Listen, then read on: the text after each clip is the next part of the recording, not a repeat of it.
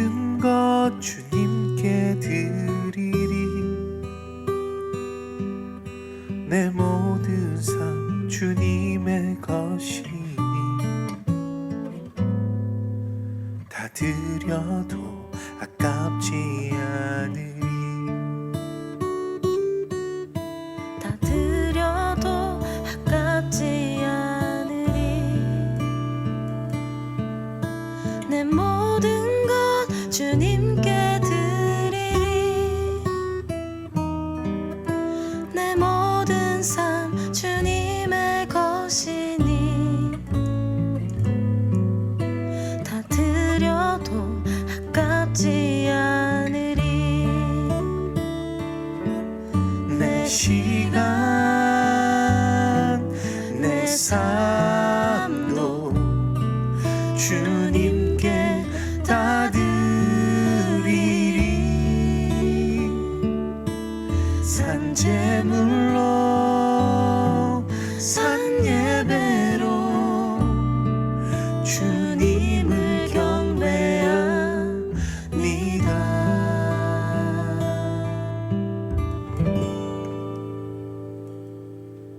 다 드려도 아깝지 않으리.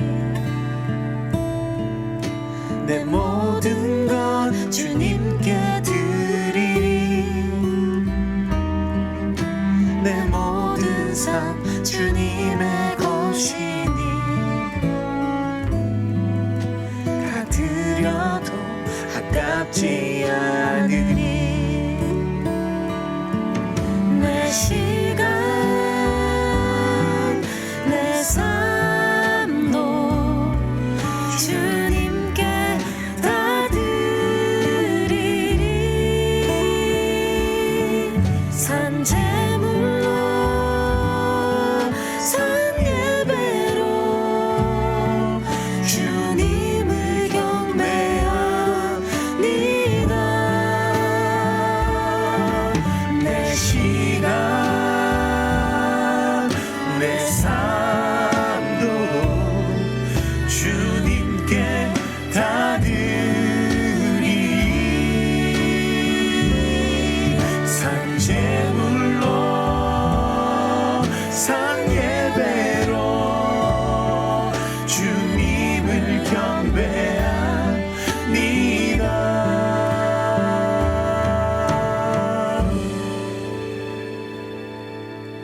다 드려도 아깝지 않으리. 내 모든 것 주님께 드리리. 내 모든 삶 주님의 것이니 다 드려도 아깝지 않으리.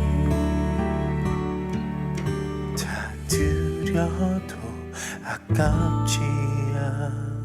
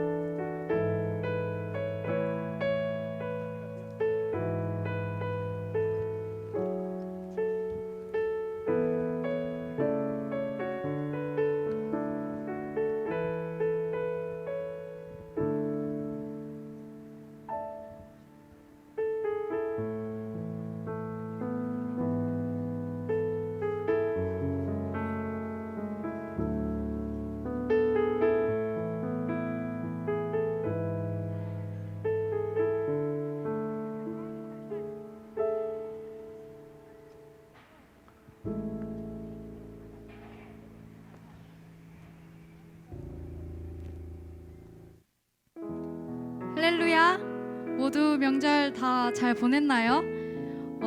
코로나로 인해서 조금 다른 명절을 보낸 친구들도 있겠지만 모두 재충전하는 시간이었을 거라 믿어요. 그 충전한 그 에너지로 이 시간 예배에 쏟았으면 좋겠습니다. 모두 다 함께 사도신경으로 신앙 고백하겠습니다. 나는 전능하신 아버지 하나님 천지의 창조주를 믿습니다. 나는 그의 유일하신 아들 우리 주 예수 그리스도를 믿습니다. 그는 성령으로 잉태되어 동정녀 마리에게서 나시고 본디오 빌라도에게 고난을 받아 십자가에 못 박혀 죽으시고 장사된 지 사흘 만에 죽은 자 가운데서 다시 살아나셨으며 하늘에 오르시어 전능하신 아버지 하나님 우편에 앉아 계시다가 거기로부터 살아있는 자와 죽은 자를 심판하러 오십니다. 나는 성령을 믿으며 거룩한 공교회와 성도의 교제와 죄를 용서받는 것과 몸의 부활과 영생을 믿습니다. 아멘. 저는 요즘 문득 갑자기 이런 나를 하나님께서 사랑하실까라는 생각이 들더라고요. 교회에 와서 예배 드린 것도 오래되고 영상으로 예배를 하다 보니까 내가 제대로 예배를 드리고 있는지도 잘 모르겠고 약간 그런 불안감이나 뭐 자신감이 없어지는 그런 저를 발견하게 되었어요. 그러면서 콘티를 준비하다가 이번에 저희가 다 같이 부를 찬양으로 하나님께서 응답을 해주시더라고요. 그래서 이 시간 가사에 집중하시면서 저처럼 한 번이라도 그런 생각을 하고 계셨다면 가사에 집중하시면서 다 함께 찬양했으면 좋겠습니다. 찬양합시다.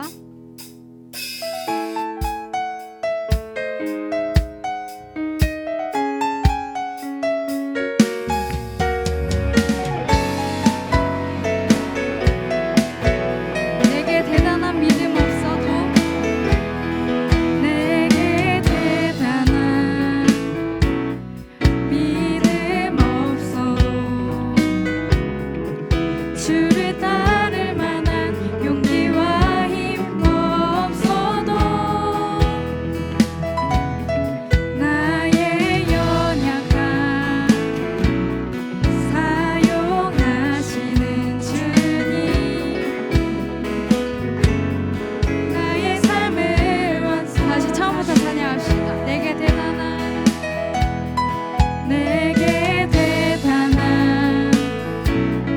믿음 없어도 주를 따를 만한 용기와 힘 없어도 나의 연약함 잘 아시는 주님 사랑하시는 주님 나의 삶을 완성하시네 나의 삶을 완성하시네 모든 생활 속에 주와 동행하네 말하지 않아도 나의 맘을 아시네 날 위해 보이신 사랑이 오늘도 날 살게 하시네 나를 이끄시는 주님만 따라 다시 처음부터 찬양합시다. 내게 대단한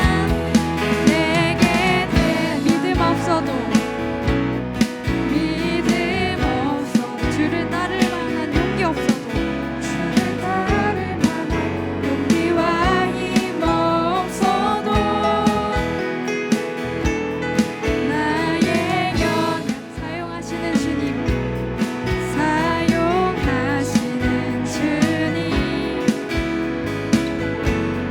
나의 삶을 완성하시네 모든 생활 속에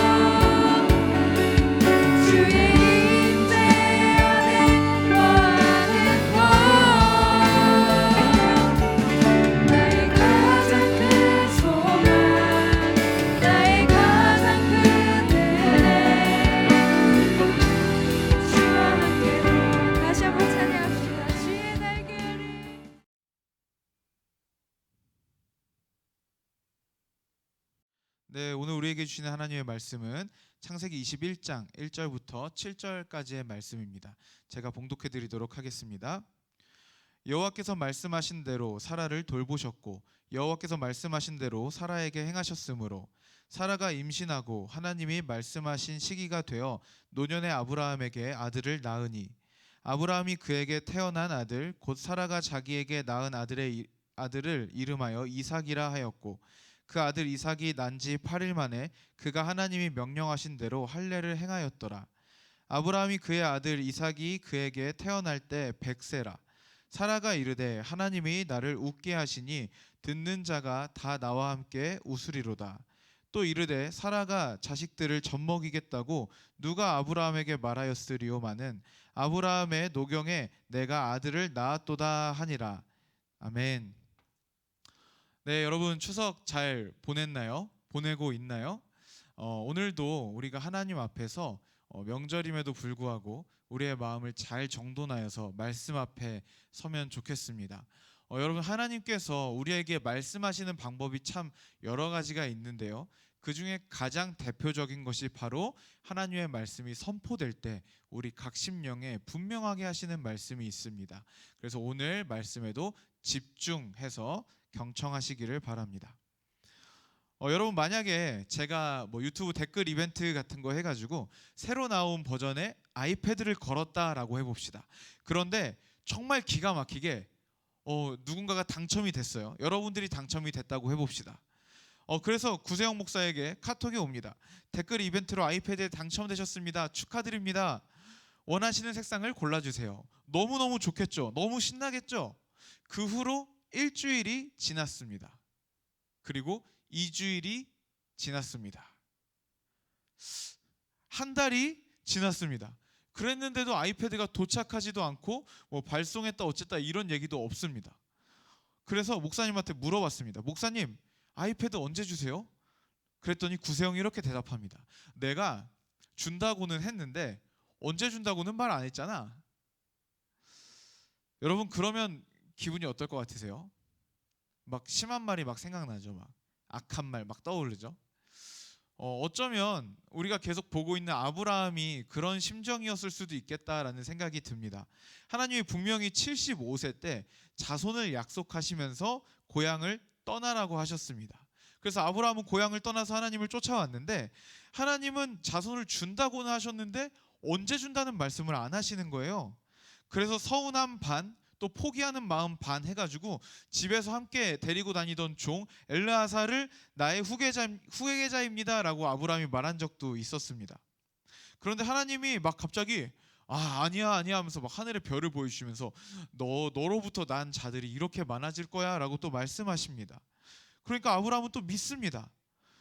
그런데 갑자기 어느 날 사라가 아기가 안 생기니까 여보 제 여종 하갈이랑 좀 동침을 하셔갖고 아기를 만드는 게 어떻습니까? 라고 그래서 그 시키는 대로 합니다. 그 뒤로 13년 동안 하나님은 나타나시지 않습니다. 여러분 그거 알죠? 뭔가를 딱 했는데 부모님이 잘했다 잘못했다 아무 말도 안 하고 그냥 조용히 침묵하고 있을 때 그 불안함, 긴장감 여러분 그런 거 좀 느껴지시나요? 그렇게 하나님이 13년 동안 침묵을 해버리십니다. 그렇게 낳은 아들 이스마엘은 잘 자랐고 본처의 자식은 아니지만 어쨌든 아들은 아들이니까 이 아들인가 보다 하고 살았습니다. 그런데 하나님이 갑자기 13년 만에 나타나셔서 이스마엘이 아니고 네 아내 사라로부터 아들이 태어날 것이다 라고 말씀을 하십니다. 그러니까 아브라함은 그러죠. 하나님 저 그럼 100살이고요 제 아내는 90살이에요 그냥 이스마엘로 하시죠. 옛날에 성경을 볼 때는 아브라함이 진짜 너무 믿음이 없다. 준다는데 왜 이렇게 믿음이 없이 막 뻘짓도 하고 막 그러지? 이런 생각을 했었는데요.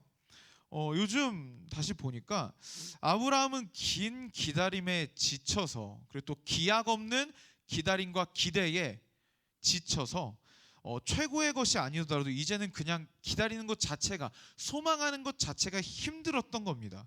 그만하고 싶었을 것입니다. 그러나 하나님은 정말 기적처럼 약속대로 아브라함의 100세 때 아들을 주십니다. 아브라함 100살, 사라 90살. 이 나이의 부부에게 하나님은 진짜로 아들을 주셨습니다.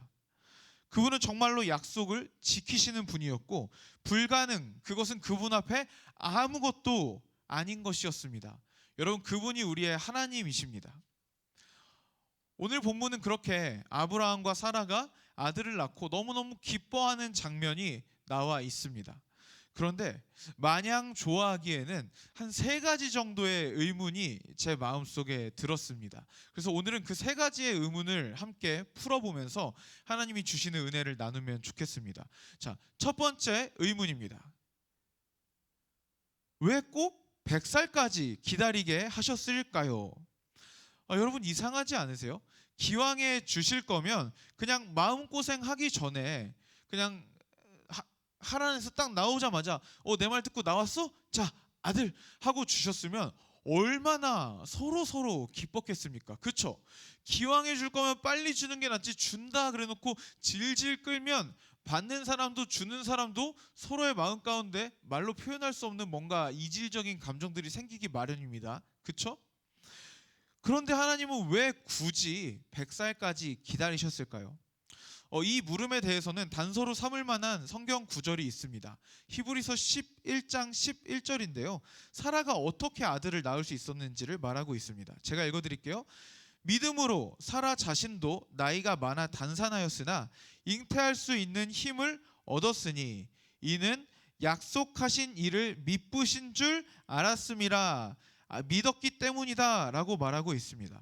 여기서 사라라고 말하고 있지만 아브라함과 사라 둘 다에게 해당되는 말씀입니다. 이 구절을 조금 더 직접적으로 설명을 해보자면 다음과 같습니다. 사라는 임신할 수 없는 나이였지만 약속하신 하나님께서 반드시 그 약속을 지키시는 분이라는 것을 믿었기 때문에 임신할 수 있는 힘을 얻었습니다 라고 할 수가 있겠습니다. 즉 여기서 포인트는 무엇이냐면 믿음입니다. 아브라함과 사라는 하나님께서 반드시 아들을 주시겠다는 약속을 굳게 믿었고 그로 인해서 비로소 아이를 가질 수 있게 되었다라는 것입니다. 즉 첫 번째 질문, 하나님은 왜 100세가 될 때까지 아들을 주시지 않았는가? 왜 100세가 되어서야 주셨는가? 라는 질문에 아브라함이 그러한 믿음까지 자라나기를 기다리셨다라고 대답을 할 수가 있겠습니다. 하나님께서는 아브라함이 불가능한 상황 속에서도 하나님께서 그 약속을 반드시 지키실 것을 신뢰할 수 있을 때까지 기다리셨다라고 할 수가 있는 것입니다. 두 번째 의문입니다. 자녀를 언제 주실지, 누구를 통해 주실지 왜 말씀하시지 않았을까? 사실은 이게 저한테는 조금 더 궁극적인 불만입니다. 보통 우리가 일을 할 때도 이 일은 언제까지 끝내겠습니다, 이 약속은 언제까지 지키겠습니다 라고 하고 진행을 합니다. 하나님이 아브라함이 믿음이 자라기를 기다리시면서 100세까지 기다리신 것은 이해를 하겠는데, 그렇다면 아브라함아, 너는 100세 때 아들을 낳을 거야. 그러니까 기다려. 아차차. 그리고 여종 하갈도 아니고 다른 사람이 아니고 네 아내 사라를 통해 아들을 얻게 될 거야 라고 처음부터 말씀하셨다면 아브라함이 얼마나 수월하게 100살까지 기쁘게 기다렸을까요? 이 의문은요, 믿음이라는 것이 무엇인지 우리가 한 번 더 조명해 볼 때 자연스럽게 대답이 됩니다. 첫 번째 질문에서 아브라함은 75세 때 고향에서 불려내시고 25년 동안 그의 믿음이 자라나기를 기다리셨다라고 하나님께서 그렇게 하셨다라고 했습니다. 여러분, 믿음이 자라나게 하려면요, 어떤 환경이 가장 적절할까요? 예를 한번 들어보겠습니다. 길을 갈 때요. 그리고 길을 갈 때 어디에 뭐가 있는지 다 보이고 목적지가 보인다라고 했을 때 여러분, 그러면은 우리가 굳이 안내자를 향한 믿음이 필요할까요? 우리의 길을 일로 가시죠라고 안내하는 사람에 대한 믿음이 필요할까요? 아니요, 믿음은 필요 없습니다. 그냥 아는 길이니까, 그리고 보이니까, 목적지가 보이니까 가면 됩니다. 믿음은 필요 없습니다. 그러나 처음 가는 길에 앞이 거의 보이지 않는 안갯길이다라고 가정을 해봅시다. 어디에 뭐가 있는지 도무지 알 수 없고 이 길이 안갯길이 아니어도 내가 아는 길이 아니라고 해봅시다. 여러분, 그렇다면 우리는 한 걸음을 떼는 것조차도 안내자에 향한 믿음이 없으면 뗄 수가 없는 것입니다. 그제서야 비로소 믿음이라는 것을 꺼내게 되고 믿음이라는 것을 사용하게 된다라는 것입니다. 즉 한마디로 정리를 하자면 믿음이라는 것은 불확실한 상황 속에서 발휘가 된다라는 것입니다. 그래서 하나님은 아브라함을 엄청나게 불확실한 상황 속에 넣어두셨습니다. 일단 그래서 고향을 떠나게 하셨습니다. 고향에 계속 있었으면요, 아브라함은 믿음으로 살 필요가 없어요. 왜요? 그냥 살던 대로 살면 되기 때문입니다. 그러나 하나님은 아브라함의 믿음을 위해서 익숙한 환경에서 그를 빼내십니다. 처음 겪는 낯선 환경, 저 산을 넘어가면 뭐가 있을지 모르고 내일은 누가 찾아올지를 모르는 그러한 환경, 그 불확실성은 정말 홀로 감당하기에 참 두려운 일입니다. 그리고 또한 하나님은 위에서 말씀한 것 같이 자녀를 언제 주실지, 누구를 통해서 주실지 확실하게 말씀하지 않으시고 굉장히 오랜 시간 동안 그 부분을 뭔가 추상적으로 남겨두십니다. 불확실성의 영역 가운데 두신 것입니다. 그 약속을 믿고 나왔는데 언제 이 약속이 이루어질지 모르는 불확실한 상황, 얼마나 막막하고 답답했겠습니까? 그런 상황 속에서 여러 가지 좌충우돌이 있었지만 어쨌든 하나님은 그 불확실성, 그것을 통해서 아브라함을 오랜 시간 동안 그 안에 머물게 하시면서 결국에는 온전한 믿음으로 그를 길러내셨습니다. 우리는 이 불확실성을 삶에서 굉장히 많이 경험하게 됩니다. 특별히 우리 고3들 수시 넣었죠. 이것만한 불확실성이 우리 삶에 정말 경험된 적이 아마 없을 겁니다. 여러분들은 넣었는데 내가 붙을지 떨어질지 알 수가 없잖아요. 이 불확실성 속에서 우리는 자연스럽게 어떻게 되죠? 누구한테 물어보면 알아요? 없잖아요. 그러니까 자연스럽게 우리는 막다른 골목에 서게 되고 하나님 앞에 나아가게 됩니다. 하나님 도와주세요. 이렇게 불확실성은 우리의 믿음을 길러내는 최고의 환경이 되기 때문에 하나님은 아브라함에게 언제 아들이 생길지, 그리고 누구를 통해서 아들을 주실지 막판까지 말씀하시지 않았던 것입니다. 자, 마지막으로 세 번째 의문입니다. 세 번째 의문. 자, 그렇다면 하나님은 그 긴 시간 동안에 무엇을 하셨습니까? 라는 질문이 되겠습니다. 앞선 두 질문을 간단하게 요약을 하자면 하나님께서는 길고 긴 시간 동안에 아브라함의 믿음이 자라나기를 기다리셨고 그 일을 위해서, 믿음이 자라나는 것을 위해서 아브라함을 불확실한 상황들 속에 가두어 두셨다라고 우리는 말할 수 있겠습니다. 일부러 아브라함에게 불확실한 상황을 직면하게 하셨다라는 것을 알 수 있습니다. 그러면요, 여러분, 그 시간 동안 하나님은 무슨 일을 하고 계셨을까요? 자, 어느 정도 기준을 세워놓고, 자, 믿음이 여기까지 자라나야 해. 여기까지 자라나지 않으면 자, 땡, 탈락. 너는 아웃. 약속 지키지 않을 거야. 이렇게 하나님은 팔짱을 끼고 마치 테스트를 내주고 통과하지 못하면 매몰차게 잘라버리는 감독관의 컨셉으로 계셨을까요? 아니면 그거보다 조금 더 나쁘게 뭔가 아브라함이 고통받는 그 장면을 보면서 굉장히 막 힘들지? 아이고 용 쓴다 라고 그 부분을 낄낄거리면서 괴롭히는 컨셉으로 계셨을까요? 물론 그거라고는 여러분 생각 안 하셨죠. 또 이런 컨셉도 가능할 것 같아요. 요즘 웹툰에 자주 등장하는 컨셉인데요, 뭔가 그 상황 안에 아브라함을 넣어놓고 그것을 흥미거리로 구경하고 있는 겁니다. 그러한 전능자의 모습을 우리는 상상할 수가 있습니다. 그런데 여러분, 우리가 잘 알다시피 우리 하나님은 그런 분이 아닙니다. 하나님께서는요, 그 오랜 시간 동안 아브라함이 약속을 붙잡고 나왔지만 그 약속이 이루어지지 않아서 고통받고 좌충우돌하는 그 모든 시간 동안 하나님은 아브라함과 함께 친구로 걸어가셨습니다. 이사야서 41장 8절에는 아브라함을 향하여 하나님이 나의 벗 아브라함이라고 말씀하십니다. 하나님은 아브라함을 친구라고 말씀하셨습니다. 마치 함께 공동의 목표를 이루기 위해 여정을 떠난 친구처럼 그의 옆에서, 그의 수준에서 그를 쉬지 않고 도와주셨습니다. 하나님은 아브라함을 정말 수도 없이 도와주셨습니다. 사실 아브라함 이야기를 계속 읽다 보면요, 하나님께서 엄청나게 공을 들이고 있는 것을 보게 됩니다. 어찌나 아브라함을 생각하시는지 소돔과 고모라를 멸망시키실 때도 그 조카 롯을 거기서 빼내시면서 그렇게 말씀하시죠. 하나님이 아브라함을 생각하사. 그리고 또 아브라함에게 뭐라고 말씀하시죠? 내가 아브라함에게 무엇을 숨기겠느냐. 하나님은요, 아브라함을 고통 속에 처박아 놓고 위에서 군림하면서 구경하시는 분이 아니라요, 아브라함에게 내려가셔서 함께 하시며 아브라함의 친구로 계시며 아브라함을 수도 없이 도와오셨다라는 겁니다. 본격적으로 그의 앞에 나타나셨던 75세 때부터 하나님은 그와 함께 하시며 그의 믿음을 성장시키셨습니다.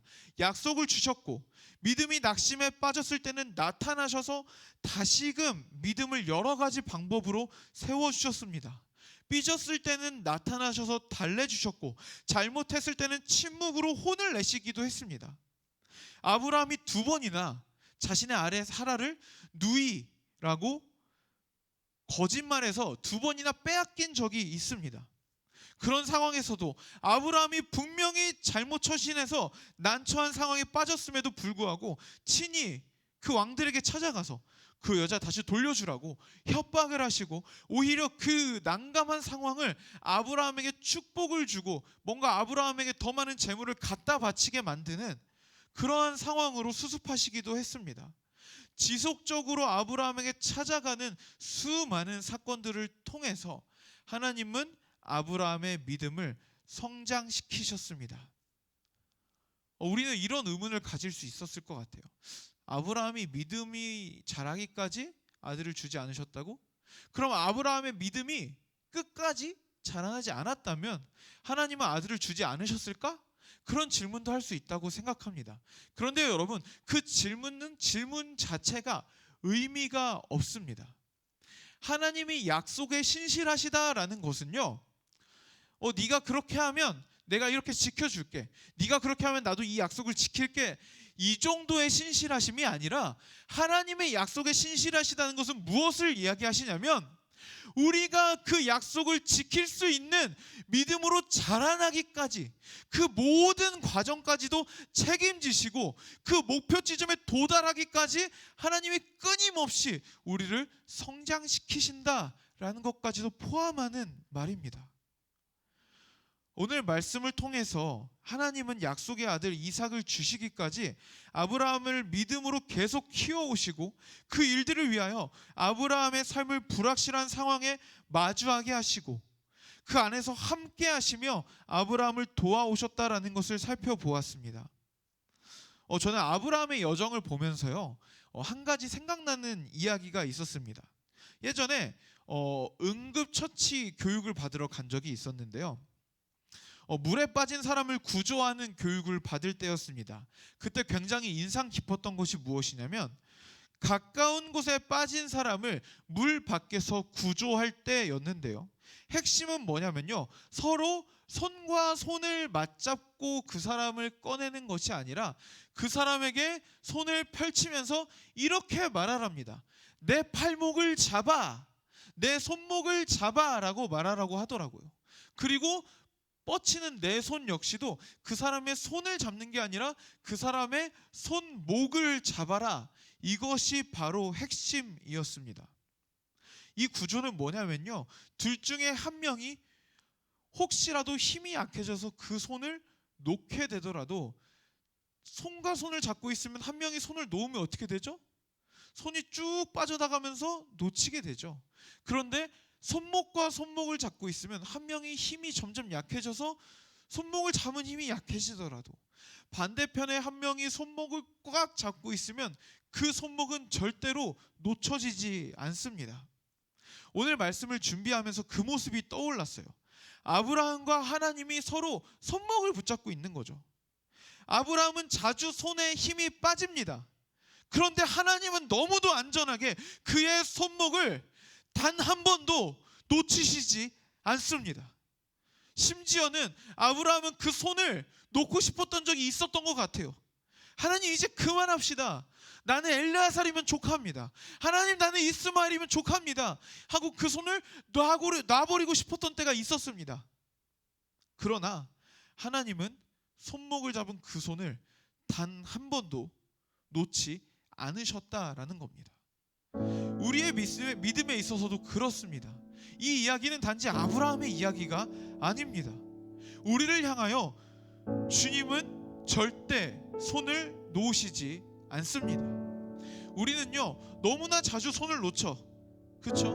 그래서 선생님들이 나를 포기할 때도 있고 목사님이 나를 포기할 때도 있습니다. 그리고 종종 부모님도 나를 포기한 것처럼 보일 때가 찾아옵니다.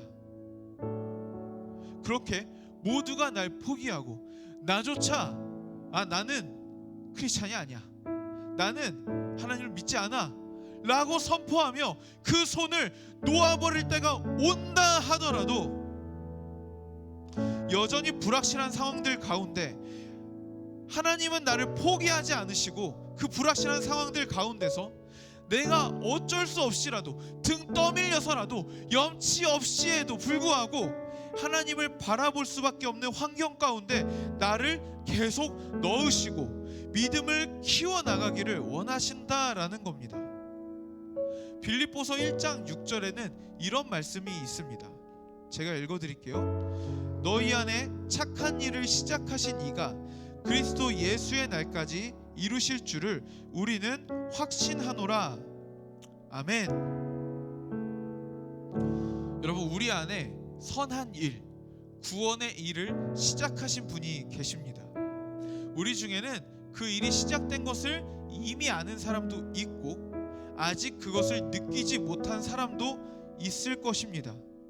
그러나 확실한 것은 무엇이냐면 우리의 의사가 어떠하든지와 상관없이 그분은 우리의 손목을 놓지 않으십니다.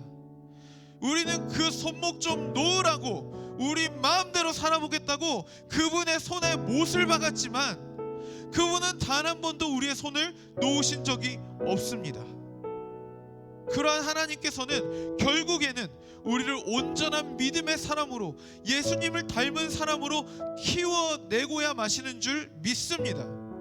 이것은 우리의 자신감이 아니라 하나님 아버지 그분의 자신감입니다.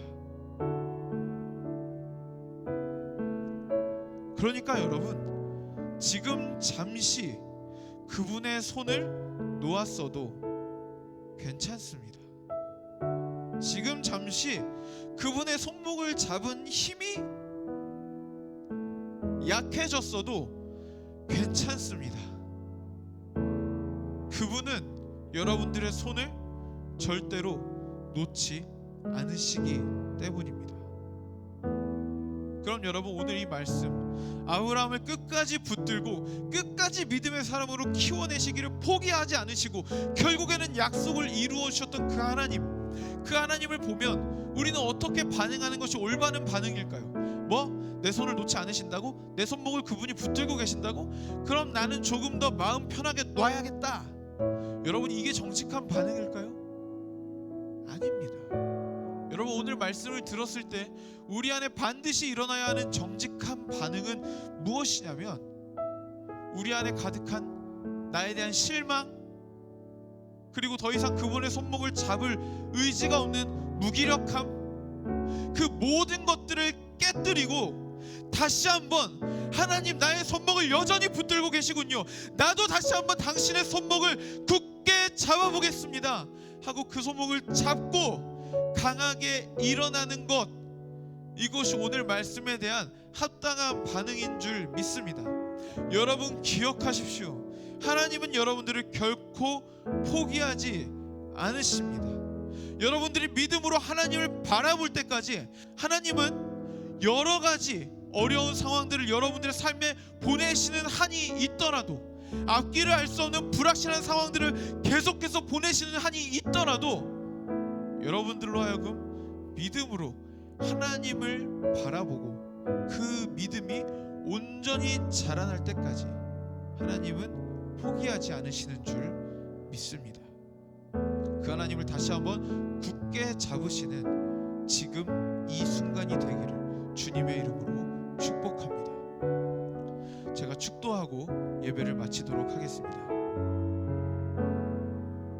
지금은 우리 구주 예수 그리스도의 은혜와 하나님의 사랑과 성령의 교통하심이 비록 연약하여 넘어지고 굳게 잡겠다고 맹세하였지만 자주 그 손을 놓치는 이러한 부족한 자들까지도 끝까지 붙들고 포기하지 않으시는 하나님을 신뢰하기를 다시 한번 결단하는 호산나 고등부 모든 식구들의 머리 위에 지금부터 영원까지 함께 있을지어다. 아멘. 네, 여러분 예배를 마쳤습니다. 이후에는 우리 BGM이 끝날 때까지 함께 공통의 기도 제목들을 가지고 기도하신 후에 오늘 하루를 다시 한번 믿음으로 시작하시기를 축복합니다. 안녕.